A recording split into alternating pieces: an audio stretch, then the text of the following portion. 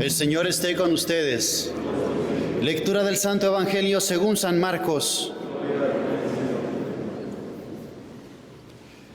En aquel tiempo se le acercó a Jesús un leproso para suplicarle de rodillas: «Si tú quieres, puedes curarme». Jesús se compadeció de él y extendiendo la mano lo tocó y le dijo: «Sí, quiero, sana». Inmediatamente se le quitó la lepra y quedó limpio. Al despedirlo, Jesús le mandó con severidad: «No se lo cuentes a nadie, pero para que conste, ve a presentarte al sacerdote y ofrece por tu purificación lo prescrito por Moisés». Pero aquel hombre comenzó a divulgar tanto el hecho que Jesús no podía ya entrar abiertamente en la ciudad, sino que se quedaba fuera, en lugares solitarios, a donde acudían a él de todas partes. Palabra del Señor.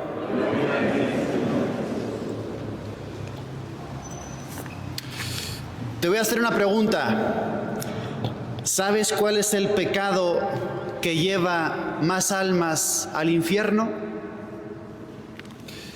El pecado de la carne, el pecado de la lujuria. No lo digo yo, lo dijo la Virgen de Fátima en 1917 a Jacinta, Santa Jacinta Marto. Textual: los pecados de la carne son los que llevan a más almas al infierno. Y lo dijo en 1917. 1917 no existía cine, empezaba la fotografía, no había pornografía, no había redes sociales, no había aplicaciones de citas, la gente vestía decorosamente. Si eso era así en 1917, ¿qué será hoy? El pecado que más almas lleva al infierno es el pecado de la lujuria y de la carne. Y tiene toda la lógica. Por la gravedad, porque siempre en este terreno es muy difícil que sea pecado venial, casi siempre es pecado mortal. También por la adicción que supone, porque te engancha de una manera brutal. La carne siempre quiere su capricho y su droga. Y sobre todo porque esos pecados, ya me has escuchado muchas veces esto, son muy resistentes a la confesión. Aunque te confiesas de ellos, pero ¿cómo te quitamos de la cabeza las sensaciones, las experiencias y las imágenes? Por eso, claro, vamos a atender a esta verdad que la Virgen María nos dijo, que el pecado de la carne y de la lujuria es el que más almas arrastra al infierno. Por eso, mucho cuidado, protegerse mucho y luchar mucho. Y este evangelio de la curación del leproso que hemos escuchado nos enseña mucho acerca de esto, porque muchos autores espirituales han identificado la lepra con el pecado de la lujuria. Hay como una especie de conexión, de semejanza. ¿Por qué?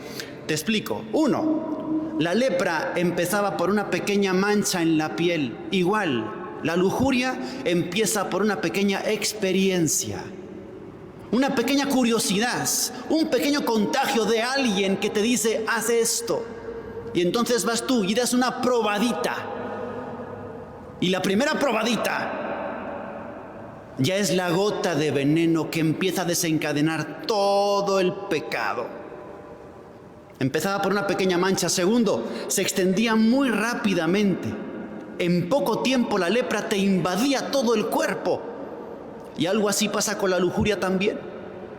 Rápidamente, todo tu cuerpo, tu mente y tu ser está invadido y contagiado. Y 3, lo peor de la lepra era que mataba la sensibilidad, mataba las terminaciones nerviosas. Y entonces lo peor de un leproso era que sin darse cuenta se chocaba con algo, se rozaba con algo e iba perdiendo pedazos de su carne porque no tiene la sensibilidad, te hieres y no sientes. Algo así pasa con la lujuria, te va matando la conciencia, que al principio sí te grita mucho, lloras mucho, te das cuenta de la barbaridad que estás haciendo, pero lentamente el pecado va anestesiando la conciencia. No te das cuenta, a lo que es malo lo empiezas a llamar normal y después bueno y después lo recomiendas incluso.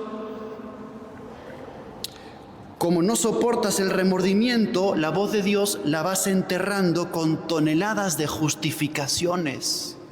Y vas encontrando y te encanta coleccionar nuevas excusas para fortalecerte en tu pecado. Por ejemplo, ahora estoy yo escuchando mucho que ciertos médicos le recomiendan a los señores que para evitar el cáncer de próstata es bueno masturbarse. ¿A dónde queremos llegar? ¿Cómo es posible eso? ¿Quién se está inventando tal cosa? Entonces vamos coleccionando justificaciones y excusas para quedarnos tranquilos en nuestro pecado. Somos buenos, decimos, nos amamos mucho, a Dios no le importa esto. Pero claro, el que está en adulterio, en fornicación, aficionado a la pornografía y a la masturbación, nunca va a querer reconocer su pecado. Bueno, pues consejos prácticos a la luz de este evangelio. En primer lugar, ¿cómo salir de esto? Primero, que quieras salir, porque aquí el leproso se pone a los pies de Jesús y le dice: si quieres puedes limpiarme. Y el Señor le dice: sí quiero, pero te tiene que preguntar: ¿tú quieres? Porque a veces siento que tú no quieres. Yo sí quiero limpiarte, pero no sé si tú quieres realmente soltar tu pecado y desprenderte de tu pecado. Si quieres realmente, entonces no simplemente reconoce tu pecado, sino rechaza tu pecado. A lo mejor tienes que separarte de esa persona o conversar muy seriamente con esa persona. Y las redes sociales, pues tienes que analizar, porque a lo mejor, aunque tengas 40, 50 años, debes de reconocer que no tienes la madurez para estar usando eso. Entonces, te dice Jesús: yo sí quiero limpiarte. ¿Tú quieres ser limpiado? ¿Tú quieres ser curado? Porque tienes que desprenderte, tienes que soltar. En segundo lugar, otro consejo: la Eucaristía. Si estás preparado para recibirla, porque a veces no estamos todavía preparados, tenemos que determinarnos y definirnos bien. Y hacer un proceso hasta que estés realmente dispuesto a recibir bien la Eucaristía. Pero es que la Eucaristía, dice San Juan Crisóstomo, es el alimento que consume nuestros pecados y apaga las llamas de la lujuria. Sí, cuando tú comulgas y comulgas bien, es como un extintor que apaga las llamas de la lujuria. Y en último lugar, otro consejo precioso es el rosario, la devoción a la Virgen María. Es buenísimo para la castidad y la pureza rezar todos los días el Santo Rosario. ¿Sabes por qué? Por 3 razones. Primero, porque rezando bien el rosario todos los días, alcanzas la intercesión poderosísima de la Virgen María, que te alcanza unas gracias que tú no tienes para superar ese pecado. Segundo, porque la lujuria se instala, sobre todo, ¿sabes cómo? Por la repetición mental y la fantasía. Y el rosario justamente va a ocupar ese espacio. La repetición y la contemplación hace que tu espíritu, tu alma y tu mente estén ahora invadidos y tomados por la contemplación de los misterios de Jesús. Justamente ahí, a la